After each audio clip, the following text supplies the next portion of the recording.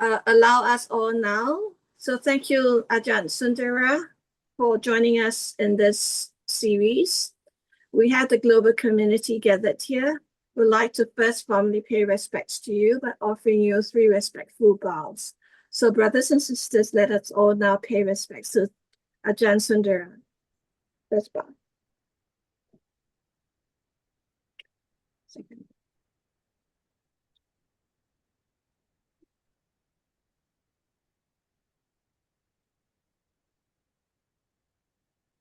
So yeah, carry on. Yes, so Ajahn, we present the global community here, gathered here to listen to your talk today. Please, when you're ready, lead us in a short 15-minute guided meditation. Okay. I don't think you know that I do my own thing usually. you know very well what I do with my mind and my things.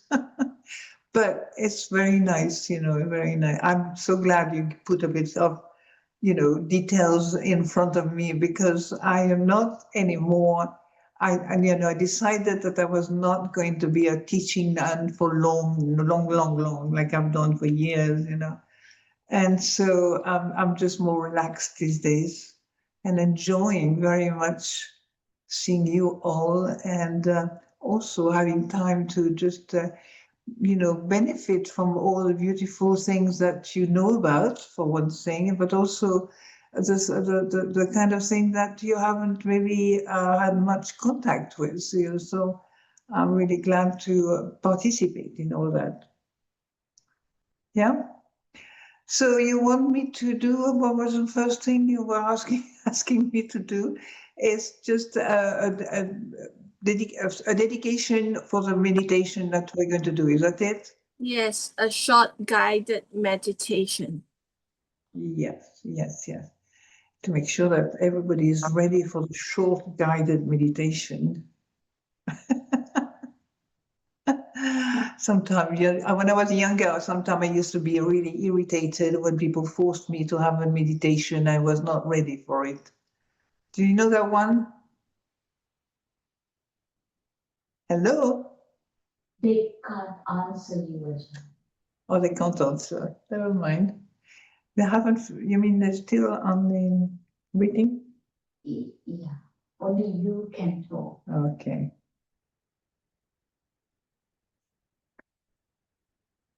Well, can we start now? Yes, Ajahn, please go ahead. We can now.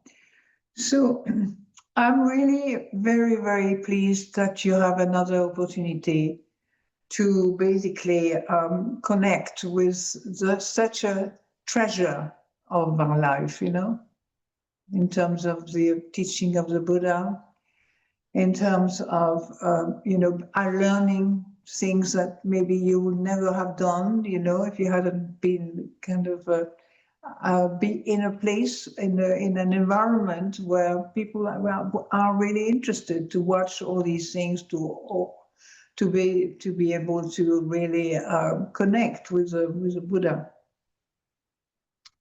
So shall we say we started? Yes. We started now, because it wasn't clear, not completely clear. So, many people are looking for BuddhaDhamma. Many people are interested. There's an incredible kind of interest into the world of the the Buddha's teaching. Yes. Sometimes what I've noticed myself is that people get very, very interested and seem to be, unfortunately, sometimes just miss the right thing. They're looking for something, they're waiting for something, which maybe is not the kind of thing that is the most, important for you. Like trying the way, for me, the way I teach is more very, very natural, very, very ordinary. And this is basically something that came to me very naturally, but also that was very influenced by my teacher, Ajahn Sundara. you know, when he said you don't need to kind of basically, you know, do a lot of things to find out that you have a brain, do a lot of things to find out that you're cold or hot or something, or other things, you know, that you think without that you could not ever be able to, you know, be more enlightened or more free or more, you know, more knowledgeable about the practice. So one of the things I remember when Ajahn Sundara was, you know, the beginning, very beginning, you know, I was just saying to Bita, to, you know, how much I discovered quite early something that was not in my, in anything I knew about silence. I did not know what silence was, and I could see a lot of people could be in silence for a few minutes and then you know, go somewhere else. And so when, you know, when I remember being in with my ex-husband at the time was, you know, teacher and also, you know, sort of, you know, philosophy and so on, but also I was a dancer myself. So I remember being really interested in how people function like that, you know, in the environment, which is maybe quite complex, quite difficult, quite demanding and so on, you know. But in the end, many of you will discover that just like many times Ajahn Sundara has you know, insisted to make us know that the way we go to the BuddhaDhamma is not by many people, how many people imagine them to be. You know, you may be having a lot of books about how to teach, a lot of books how to come to your teaching yourself. You may want to, you know, take a lot of power to be able to keep going. And for some reason, if you don't close the eyes or you don't close, yeah, you may think that there's nobody there and you're not going to do it, you know.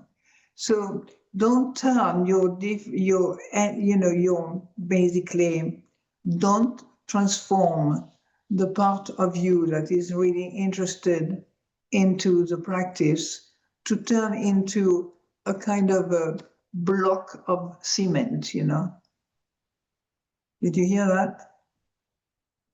Yes. Don't turn into a block of cement, because the mind is not dependent on that mind that loves to have people blocked on cement, you know, because you think you have succeeded. If you've done it this way, in a good way, you've succeeded. If you haven't, then there's something wrong with me, right? And that is, one has to be careful. One has to be careful how many times people get lost into the wrong place because basically they have an idea of how they should be and not be, how they should behave and not behave and so on, you know. So many, you know, ways of you know, sort of in a way, try to forget what the real teaching is about. Yeah. So this is something we can discover little by little. I remember when I was with silence. So I discovered silence. I mean, I wasn't a silent person particularly, you know, I was quite naughty as well. But, you know, I was basically absolutely amazed at this silence and was completely taking all the space of my life, you know. And I didn't want to listen to any kind of classical music, for example, you know, which in my family we had a lot of this kind of thing, you know. And then suddenly I got much more interested with something called the emptiness. I said, what's that, you know? So I thought, you know, if I really kind of emptiness or at peace or something, it will be okay. But that's not, it doesn't quite, many people get really wrong because you imagine that this is how it happens. But it's much more to do. If you look at the vipassana, you know, the vipassana, the Buddha doesn't have a particular style forever, for the Vipassana. You may, if you go into the 4 journals or whatever, you may have a whole kind of a technique to, to work with, that some people like to do that. But the actual Vipassana that the Buddha talks and discovered and reminded us by Ajahn Sumedho when he said, why do you think the Buddha chose to, how did he say it? Why do you think the Buddha chose the Vipassana instead of the other one, instead of, working with the kind of things that are very classical, like Vipassana, and then you have Vipassana, and then the other one, tell me in English, how do you say? I can't remember the English. Samatha. Sorry? Concentration. You can say concentration, but they're different word. But anyway, we can say concentration. Yeah. That if concentration is work, that must be it. Now, it's good to be concentrated when your mind is still, and it helps the mind to still down, to be quiet, to be able to maybe. But at some point, I don't know if you have, any one of you have been on the, on the kind of the passage, I would say, of a practice that takes you, okay, to becoming this person, becoming that person, or discovering, stopping many things and so on. But that's not it. You see, this is where we get lost. We get lost because we don't understand that the mind is not the one who is telling you exactly what to do. The mind itself is more, a group of things together, and sometimes as a group, but it's not necessarily that which is going to enlighten a bit more, Very often we think we're going to get really good because we practice meditation and we practice concentration and we practice the 4 stages and so on, So what I'm interested in bringing to you, because I find it extremely, extremely useful, it's the fact that, when you practice, you have very much you imagine that having a mind in a certain way, that is going to transform you. That is going to make you a better person. Yeah. I'm not saying there's nothing wrong in that, but it's more a question of not so much worrying about how your face, your work, your mind is going to manifest in you. That's not what's going to change things particularly, especially when the mind is so keen to become this person or that kind of candidate or that kind of, instead of realizing, this is a mind. The mind, do you know what the mind is? When you look at the mind clearly and closely, you can see what it is. It's just very often, it's quite a bunch of a lot of stuff, with a lot of ideas about how you should be, how we should not be, how we should, so we have to be very careful. And because of that, very often, we move away from the simplicity, from these beautiful teachings. We move away from the simplicity of being here now, okay? And maybe you say, oh God, my mind is a mess, it's been moving and I can't do it. But that has nothing to do with that, The mind is not a mess. It's simply sometimes you have an idea of how it should be, the mind should be, but for some reason it doesn't behave in a way that you like it to behave. And then you say, this is wrong. This in meditation is bad. I'm missing something really important. You're not missing something important. You just missed out your capacity to be being stupid, maybe. for a while. You're just forgotten, you know. You're just forgotten that you're not supposed to be doing, you know, going on and on with these things, you know.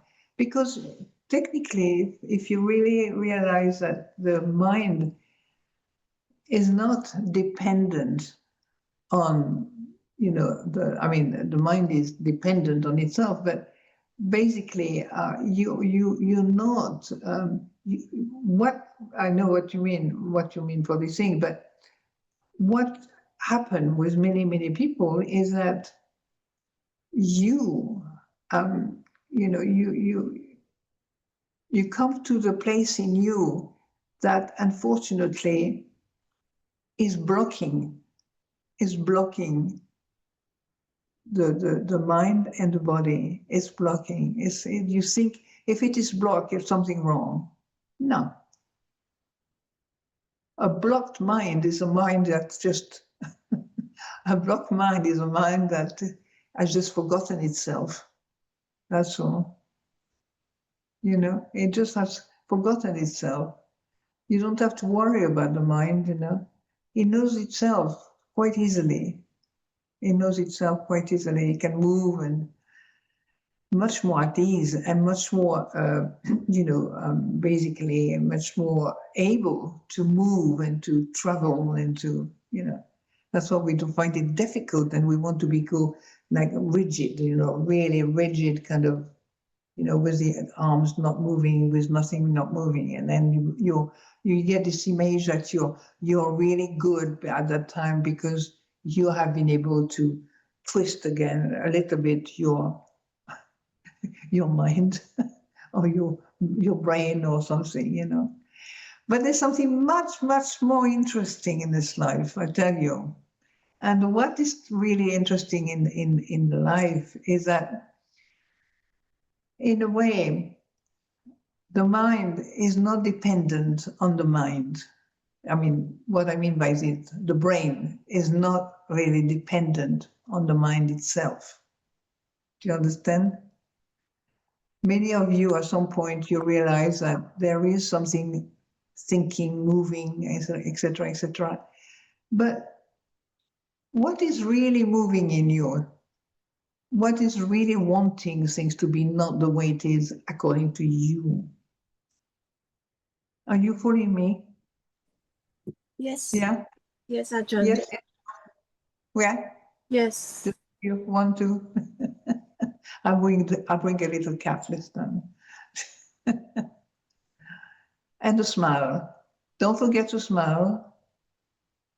It's really important. Even if nobody sees you, maybe even if you don't want to see yourself, make sure that this quality of meditation and, you know, this quality of peacefulness, yes, is able to clarify many things, you know, because you're not constantly sitting on the result of what you're going to get once you get peaceful and not bothered by all these people that are around me, all these older people like me, like all these cats, all these, so many things bothers us. Can you tell me who does not bother you? Or have you made friendly with it? Are you made friendly with it? Some of you look very serious. Is that normal? No. So for me, I just wanted to explain to you, I am not smiling just for the sake of smiling, to be honest. In fact, I don't smile. I spent many years not smiling, particularly. No. There's another way. I mean, there's another reason why the mind is struggling in our life. It's mentally because we assume that this is us. Do you understand?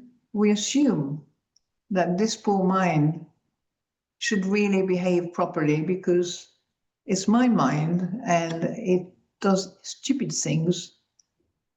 And, you know, and you're trying to be somebody you're not.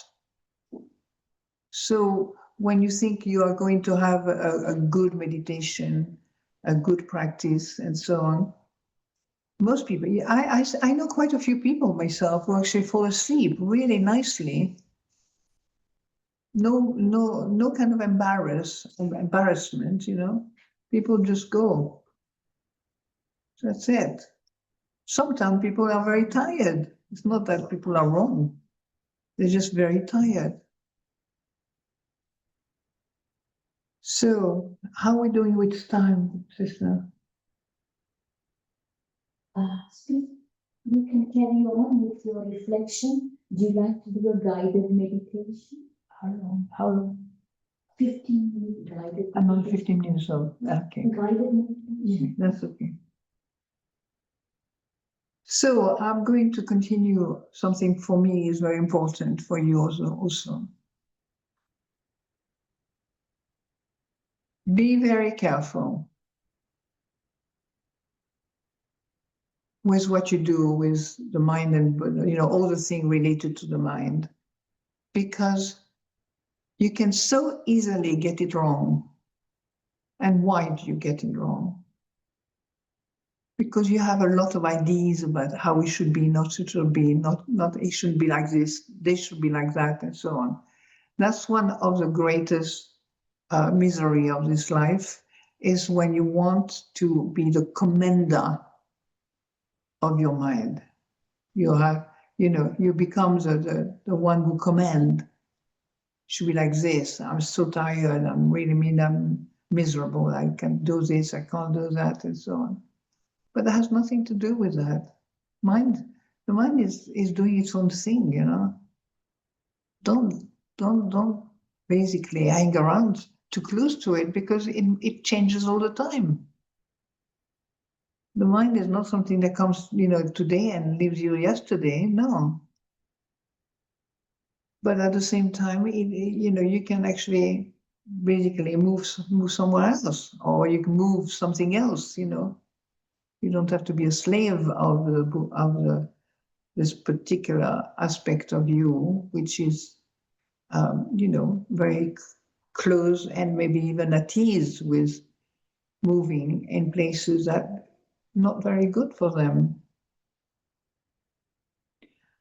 So we need to be careful how we interpret our, you know, body, mind, spirit, and all that, you know, how we interpret it.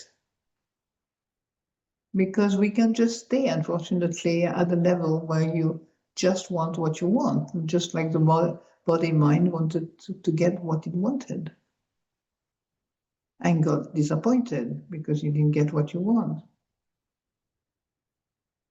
So you begin to understand after a while that it's not, you're not the one moving and doing all kind of strange things, you know. You're not that one. Okay, what would you think would you be? You know, the one who is moving constantly, you know.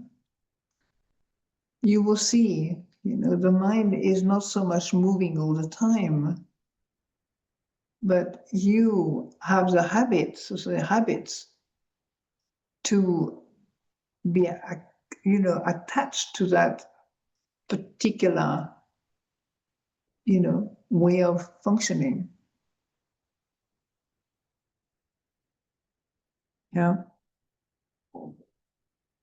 And it's really important to learn how to live, you know, let go of all that. I mean, let go of all that thing, all that kind of states, because you don't let go so easily. I wanted to say, many of us, at some point, we wanted to think to let go and not bother us anymore, and resemble things which we thought were really great, you know, and they turn up not to be really interesting. And instead of that, Ajahn Sundara has a wonderful teaching for you.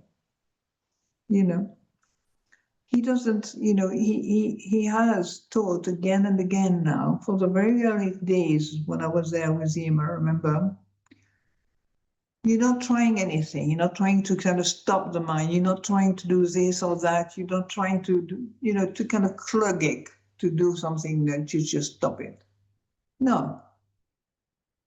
In a way, you begin to see clearly after a while that the mind doesn't care that much about oneself, it continues to do what it wants out of habit. It's a habit, nothing else.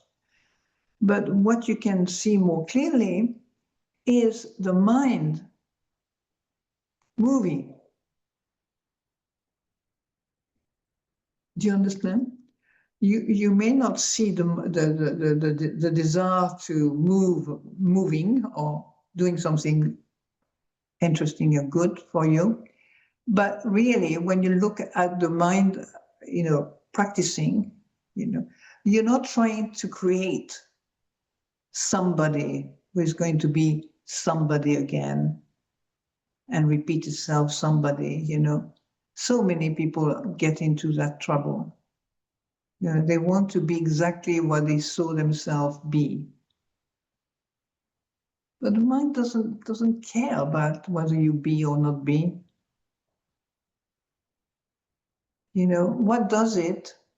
It's actually the mind that is, you could say, the awakened mind. That we talk a lot of the mind awakened. The mind which is, awake. You can't have too many words about it. And most of the time we use a mind not to be awake, but to complain. You notice that? You complain. Not good, not good. I haven't done it. I'm awful. I'm this, I'm that. People really can easily live on their misery because they keep bumping into things that doesn't really make what they want to work. I'm just saying, I'm not saying it for you, I don't mean you're all into that kind of, category. I don't know. But be careful what you want, you could say.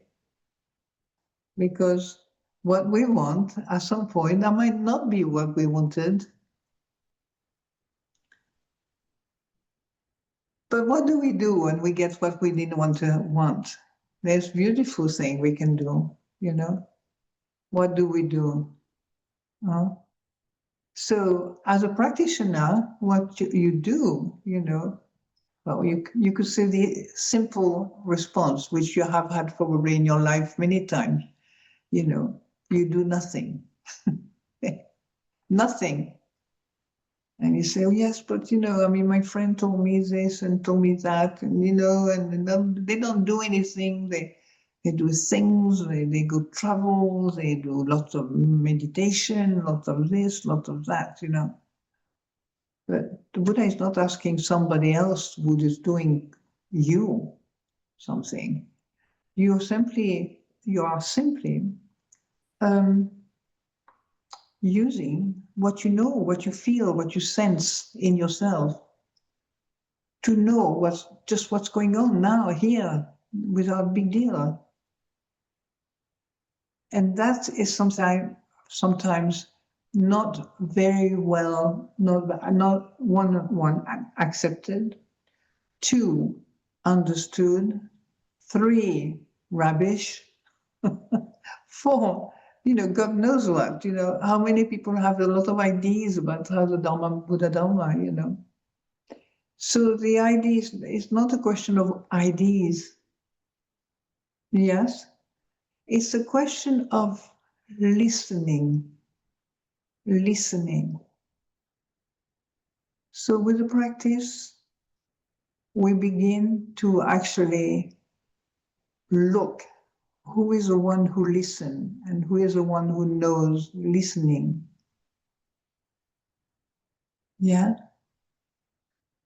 And this is not often noticed, that the mind itself is capable of listening itself. Why? People find it so difficult. You find it very difficult because it's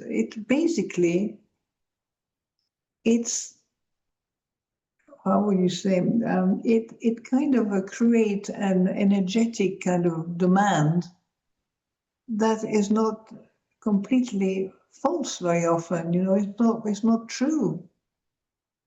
But the thing that's more true is a part of you when you suddenly are capable of basically knowing that there are things going on in me, but I don't have to believe them. I don't have to become what they are. Do you understand? I don't have to become this magnificent, person. These things come naturally when you stop creating the desire to get what you want, exactly what you want. I'm not saying getting what you want is wrong, but it's really important that if you really want so much things as that you want, then you will feel quite frustrated because the mind doesn't function so well in that kind of mode. What the mind functions well with, do you know what it is? It's relaxation. Now people say, oh, rubbish, How can they feel happy and, no, it's the quietness and the part of oneself which is able to listen, to know, to stop, to, and to really take time to let things be rather than trying to push things to be the way you want. And that is something that's not talked about very much, In the forest tradition, I heard that easily, There's still people who are very connected with, all the things that exist and all the things that do not exist and all the, all that kind of, in a way, the habit of thinking, that you know better because you've seen certain things, because you have listened to certain things, because you have proved to your neighbor that you're really almost enlightened. Don't worry, we've been all through this. I had my period when I thought I was a complete misery of misery, thinking I'm hopeless, completely hopeless. Seriously. And Ajahn Sundara was very kind. He just listened to me for about half an hour, completely, And I knew myself. I'm a bit of a funny person because I always have together very much the truth, what we see as truth, and the part of oneself which is comical. Never forget the comical part. How we believe the comical aspect, And sometimes it's good to believe that because, not for long, of course, but just to realize we also live in a place of, that attract a lot of people because maybe that's the only way they can stop creating more misery. Then you start laughing. And you begin to see, yes, what happened to me? It never happened to me, actually, Sundara. No.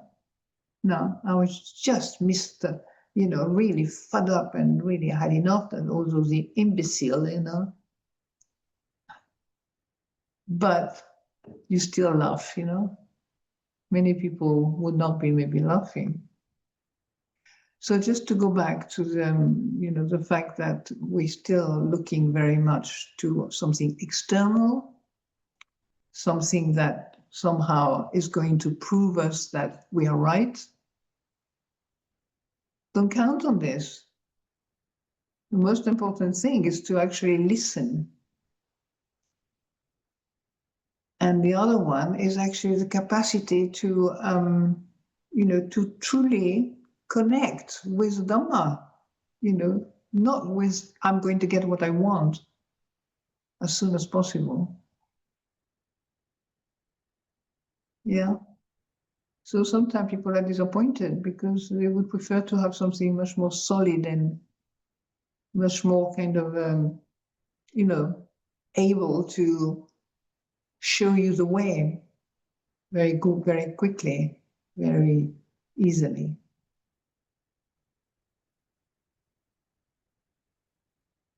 But this is one of the reasons why we have this training, you know, in our church, in tradition, you know, the anicca, dukkha, anatta, you know, the difference of noticing how we, you know, create the problem that we create because we don't really accept, you know, something like anicca, dukkha, anatta, good, you know, so many good things into all these aspects.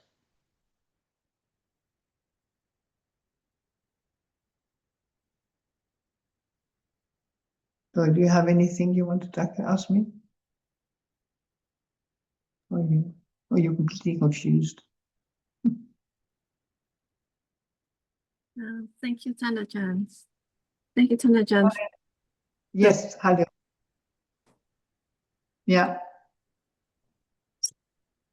So thank you, Thanajan, for the reflections that you're giving us.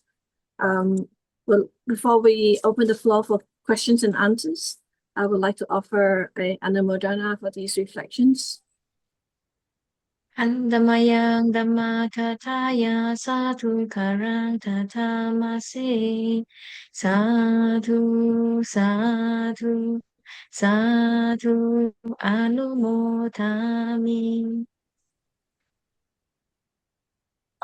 So this afternoon or this morning, Ajahn has reminded us to always look inwards and also to listen. Listen to who is the one who knows and who is the one that is listening. Ajahn has also reminded us all to expand on our capacity to connect greater with the Dhamma. With these reflections that Thanajan has offered us, I'd like to now open the floor for questions and answers from anyone here in the room. If you have got a question to ask Ajahn, please feel free to click on the raise hand button. We'll invite you to speak to Ajahn directly.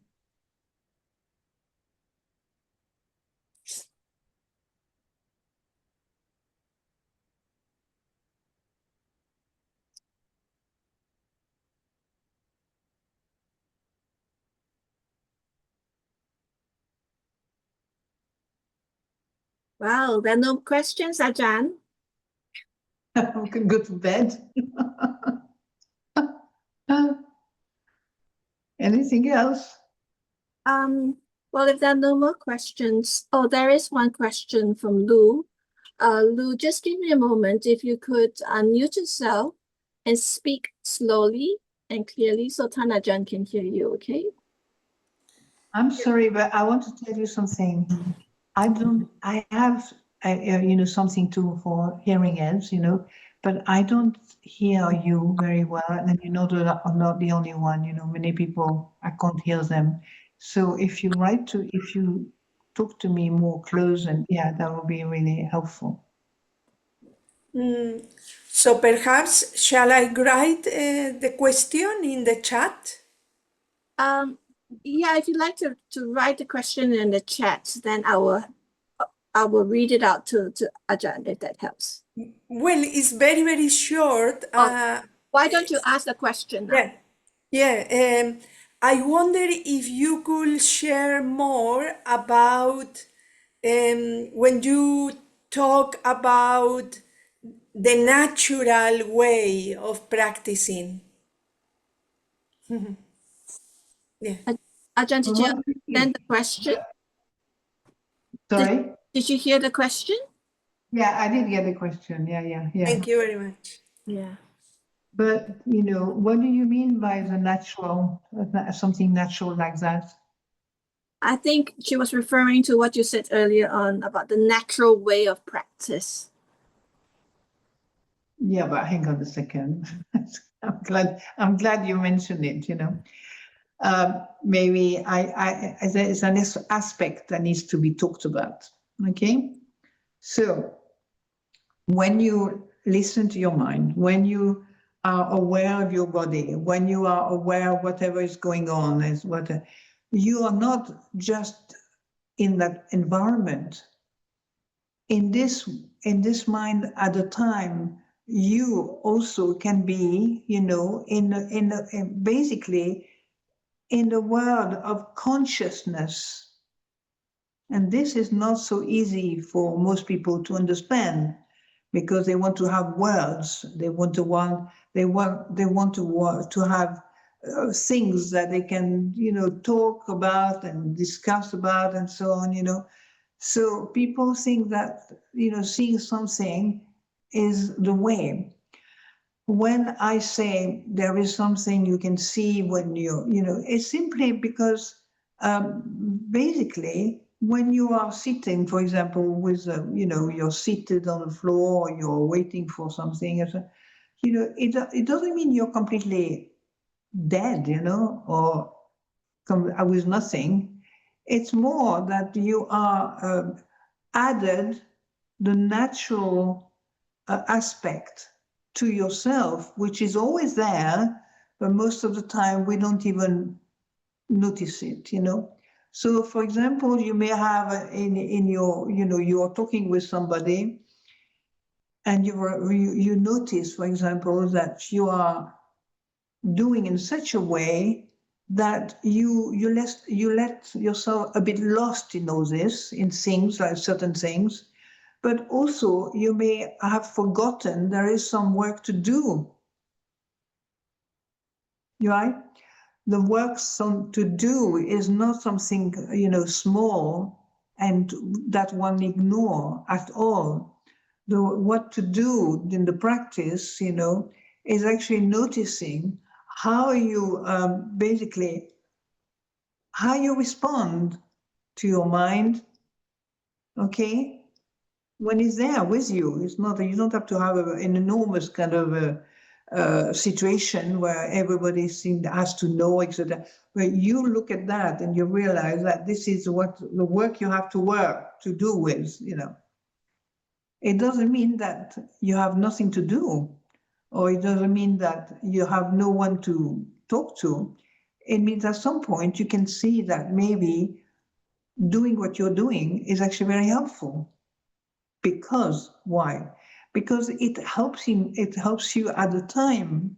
It helps you, right, to be part of mind, body, spirit, mind, body, you say. You're not separate from the body and mind necessarily, okay? Yeah? But most of the time we don't listen to ourselves. We go blah, blah, blah, blah, blah, blah, blah, blah, blah, blah, blah, blah, we're not really connected. You understand? That makes sense? Does it make Okay. sense? Thank you. Thank you. And the Anyone? same with negativity, for example, you people can be caught in the idea that what a terrible thing, I've got, I'm got in a bad state, I'm miserable and so on, But then you don't have any idea that maybe that is just a momentary thing passing through, And we don't try to be somebody who passes through, for example, because that will be an extra work again on your little, head that needs to be basically, you need to transform it into something, But what you can do with the work that we do is just to continue to notice what you've done maybe for many years, You continue to develop the fact that this mind, that when it is open, when it is relaxed, when it is at ease, it's not going to be just a little sweet minou cat, Yeah, the French, friend, minou. Right? You don't do that, but you are doing the work. Do you understand? And the work, sometimes we don't talk about it in the way we would talk about maybe in ordinary places, But being able to basically, notice how you function, in simple things, very simple. And suddenly at that moment, you can also, what is extraordinary, at that moment, don't do it when you expect it. It doesn't work. Be careful. Don't do it when you want it. You want to have you. It's not so easy, but it will do it. You are something. You are together with something that is really valuable, but you don't. If you wait and wait and wait, you have lost it already. Be careful, because you have a lot of ideas and how it should be.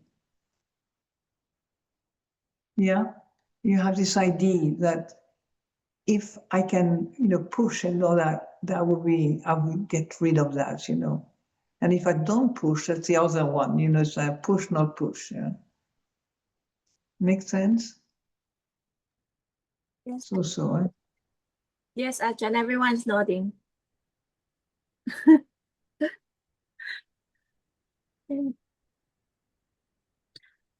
Are there any last reflections? Any last words? 1 second. There is a question from someone here. Ajahn, if I may be allowed to read it out to you. The question here is, it's from Jonathan. It's helpful to hear about mindfulness. How can other factors of the Noble Eightfold Path and the Four Noble Truths help one not to push? Yeah, very interesting what you say, except I don't really get it. I mean, what I mean is not that you're not getting it, don't worry. It's more like how the words traverse across me and I can't, I can't, okay. It was helpful to hear about mindfulness, okay? How can other factors of the 8 mindfulness and the Four Noble Truths? I've studied it for so long, I haven't done much to actually bring back something special for you. But I tell you what, do you have the four papers of Anicca Dukkha Anatta and then the other 3? Do you have them with you, Peter? Which one, Ajahn? Well, the first 4. The Four Noble Truths? Well, no, because the Bad Noble Truths are there as well. So how would you say it in English? Sorry, I don't get your question, Ajahn. I know, I know them, but I know them so well, I know the body. I know the body of it, So there's, you have Anicca Dukkha Anatta. Okay, that's the first. Yeah, and then the second one, what would it be? It's something to do with acting, something you act, I think. Yeah. Sorry, Ajahn, I can't follow. You talk too much, huh? Well, it's like I know the thing, but I don't really dwell on their value on the words and so on, You have the part that, It is okay if this question, we could always come back to this question another time, John. Yeah. I'm sure I will find you one, don't worry. These things are so old for me. They're so old, I don't remember what they look like, but I practice on them regularly. I don't need the words, in other words. I don't need all the words, and it's not necessary. And it's good for you to know that you don't need all these words and all these things to continue. So, do you have any other questions? I think we are good for now, Ajahn. Okay. So, what do you want to do now? Could we invite Ajahn to lead us in the reflections of the verses of sharing and aspiration? What is of value to?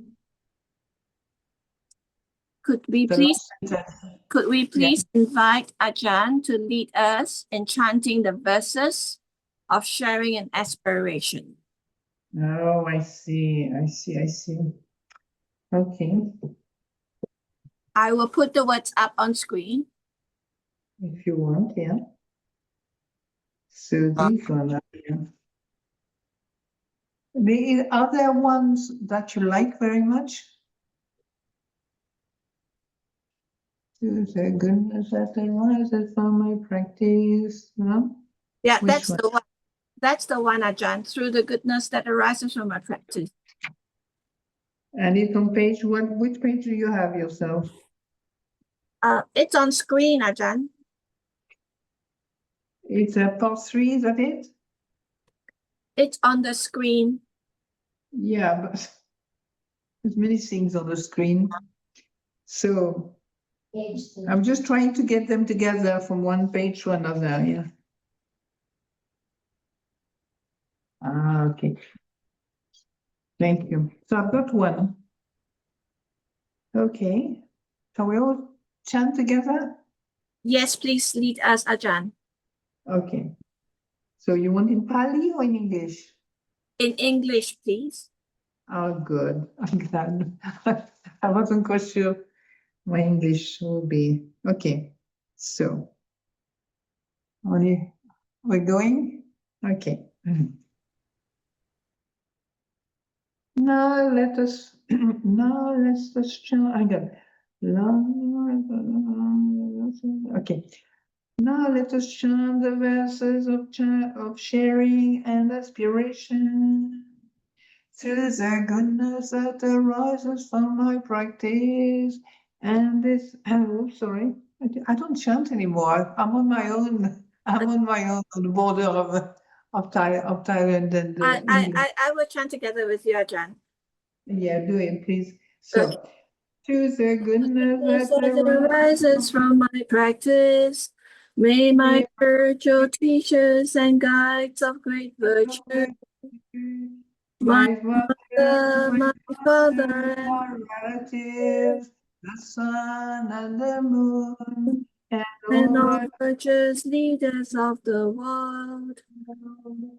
and then May the highest gods and evil forces, celestial beings, guardian spirits of the earth, and the god of death, may those who are friendly, indifferent, or hostile, may all these can we chant all receive the together? blessings of my life.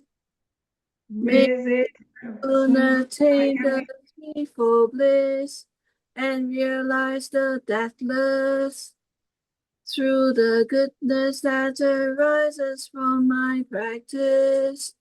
And through this act of sharing, may all cravings and attachments quickly cease, and all harmful states of mind, until I realize Nibbana in every kind of birth.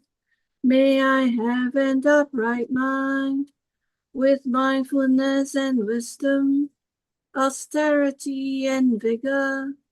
May the forces of delusion not take hold, nor weaken my resolve.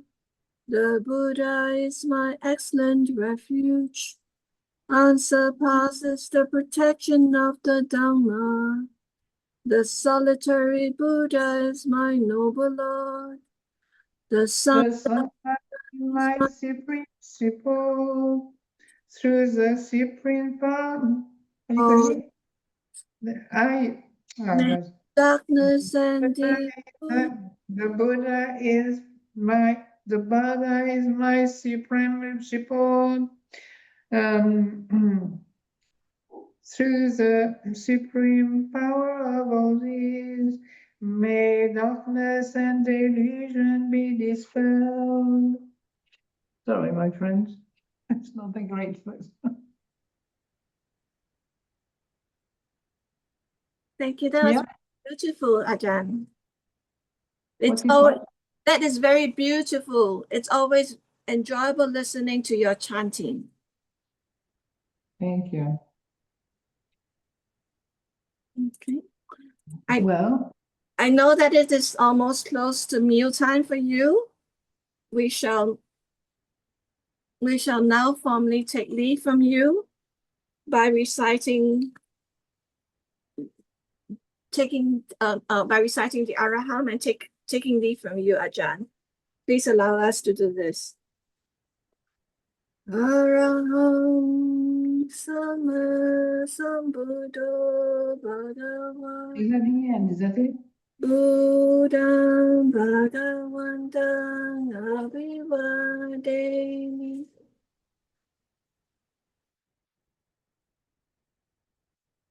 Swakato Bhagavata Namo Dhamma Namasami.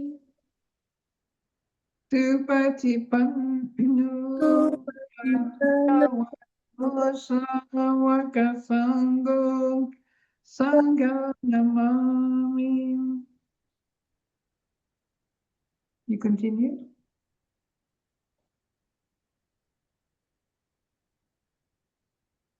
Wow, is that the one that's finished? Yes. Oh, I see, because I was continuing.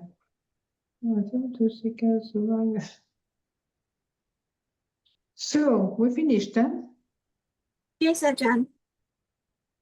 Okay. I hope you had an enjoyable session. I hope you enjoyed this session. Well, certainly being with you was very nice. The most difficult thing for me is that I don't actually teach that much anymore. And also I don't focus necessarily on English all the time, or focus other things that I am kind of part of. And that's a little bit frustrating compared to the time when I was doing a lot of teaching and so on, and it was very common, very easy for me to remember all that, So I hope you don't feel too miserable, but I think every one of us here are just delighted to be in your company. Ajahn, it is really very rare to be in your company. You're really a busy person, and you've spent so many years in the ropes, and we're all full of respect and gratitude and appreciation for your life. So I want you to know that all of us here love the Siladharas. We really support the Siladharas, and we want to see you continue to be in good health and in good practice. yeah, and I'm really getting old. I'll be 79 soon. 79. So I have to kind of be moderate on my. Yes. And we also appreciate that Ajahn Khemaka and Sister Tejas are there in the background. They've been very instrumental in supporting this whole session. Yeah, she's very supportive. Yeah. And I have not, I mean, it's a bit naughty on me, but I decided to, basically, I said that there's no book, I'm not going to do books, anything, we'll just talk as it is, moment by moment, like that. Yes. And some people have found it really, really wonderful for them, but not everybody, when like this, there's a lot of people, there's more people here. And also maybe, yeah, and I don't know so much all of you, and I was with a lot of people, I mean, quite a lot of people. So I hope to see you in England one day. Yes. Yeah? Yes. If you can afford it. Yes, it gives us all an opportunity and encouragement to visit you and pay respects to you and all the Ajahns in Amaravati one day. Yeah. All right. But we have been all benefited from your kindness, and your, Bita, your friend here. She's always reminded me of that, coming back, or it's very kind, You've all been very, very kind, and your practice have been really very inspiring. So Thank you all for your life and your practice. Maybe if I do it again, depending on what, I think I have to kind of do the work again, you know, just become a student again.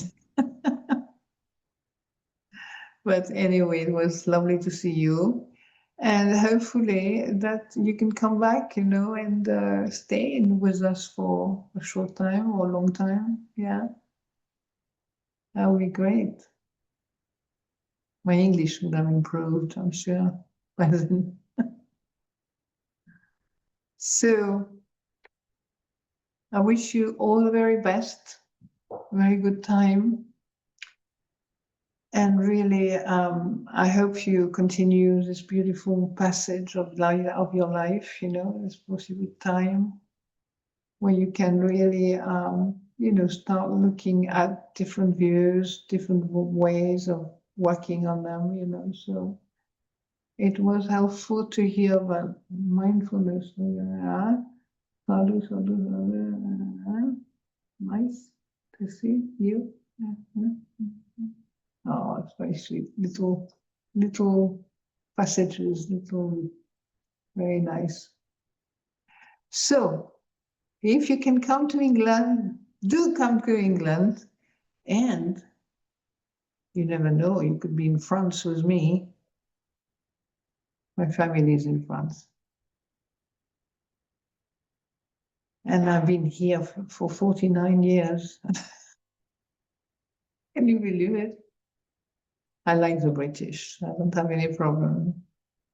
I like very much the Queens of Thailand, of England. And yeah, and I love France too. Very beautiful country. Yeah. As monks and nuns, people often don't realize monks is more known, you know, but they haven't understood, many people have not really realized how much the nuns of our tradition travels everywhere and teaches everywhere and do all kind of things everywhere. You know, they make it very available for us to do if we want to teach, you know, in some places or somewhere. So that's kind of very nice and alive in a way, you know, to be with people that are. So here we are, you know, beautiful sky, beautiful waves. And in this house here, we're very lucky because it's a place where we have for the nuns here. I don't know, did you know that this nuns place is for the nuns, you know? Did you know that? Yes, Ajahn. Yeah. And we have had a very nice time, really, you know, and yeah, so hopefully one day you'll come and make, you know, we can arrange for you to come and stand and, you know, spend time and maybe have a chance to speak with some of the people here and so on. You know. Gentleman, there's a gentleman over there. What's your name? Let me see. Hiding. 1, 2, 3, 4, no, never mind. So, well, I think it's time to liberate you. Yes. To let you go.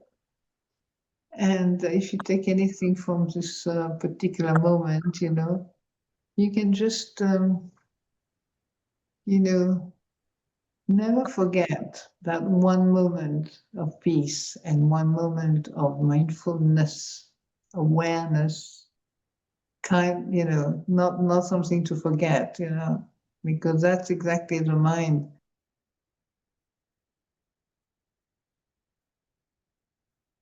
It doesn't need you because it's already there.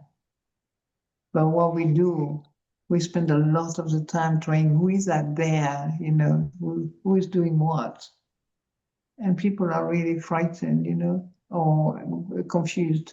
So when you have just a little piece of, you know, like a stone or something, or a little place to you know, sit and quiet, you know, do never forget it, that moment of quietness and, the part of you that is able to stay with the silence or the quietness of the mind, you will find how beautiful it is, and how truly restful it is. And of course, people thought you couldn't do it. You don't do anything. Of course not. I mean, there's plenty of things to be doing, I'm sure your mum, she's probably waiting for you to give her a good meal or your whatever, help oneself and one's children and so on, So it's not something to forget.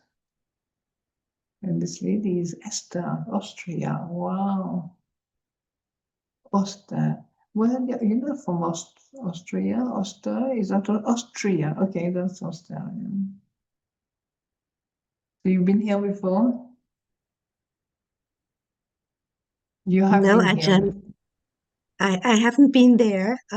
I just met you for the first time, and I'm very happy, and I'm very, very happy for your model because I'm also an old lady, and I'm so glad to have the chance to listen to you. Thank you so much, Venerable. Thank you.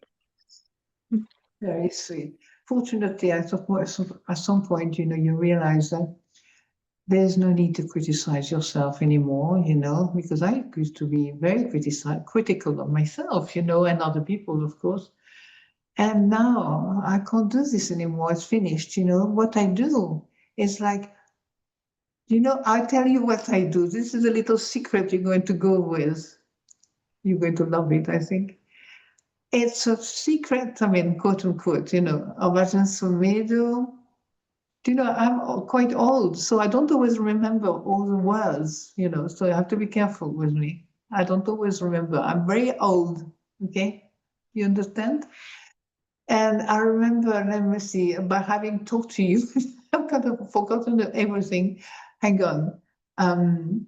Yeah, by the very fact that you spoke with yourself in silence or quiet, even a difficult moment and so on, what you begin to see is that your quality of the mind, agitated and so on, innerved, it doesn't. You know what it's like now. This is for me. It's like you could say, it's like an animal who's really frightened. Your mind that is really doesn't want to be there, doesn't want to know you, doesn't want to have anything to do. It's simply the poor whatever you can say. It's a something or this or nothing. You don't know. So many things could be there, but you begin to see that people are very frightened of each other. And what is beautiful is that actually from that, this kind of capacity of cling to these poor little things, that are really suffering. So instead of that, I have learned through Ajahn Sundara and other people, and it was like more, love them, be kind, we love them, be kind, and so on, I didn't take it like that. I took it like that, yes, but also I took it as, how could you say, I took it as things that are really waiting for me to let them go. Let them go. Because if you study this teaching, you will see that a great part of it is learning delicately and very beautifully the art of letting go. Little by little, you let go. And it's not that you abandon anything, okay? You don't abandon things, but you realize certain things are useful at certain time, but not at others. And very often, we may be in a state really of distress and stress and so on, And because of that, we can't really realize that the heart or the stomach or whatever, you know, any part of your body is desperately waiting to be known. Oh, you know, to be known, not to be known to be constantly continue being stupid, you know. But you know, not to be known in a way, a stupid way, but to begin to see this what you noticed as unnecessary. You know, it's a whole lot of things that are accumulated and accumulated and accumulated. We don't know where to put them. We don't know what to do with them, and then we get into, you know, really in great trouble because of that. Does that make sense? Yeah, I mean, you know, these things we all go through that. We all go through that. Some people are, you know, can spend a long, long time in a place where you basically you don't know how to get out. So thank you, Ajahn. I think we need to close the session because it's the meal time soon at Amaravati, and we have to allow you and the nuns to get ready. So the next. All right. No, we have to be ready by 1 o'clock. But yes, so this is all the time that we have for this session today. The next time we hope to have the opportunity to be in your presence at Amaravati. So we'll take leave from you right now. Thank you, Ajahn. Okay. Wish you well. Very well. Wish you well too. Be well. Take care. I think we can close life. Bye-bye.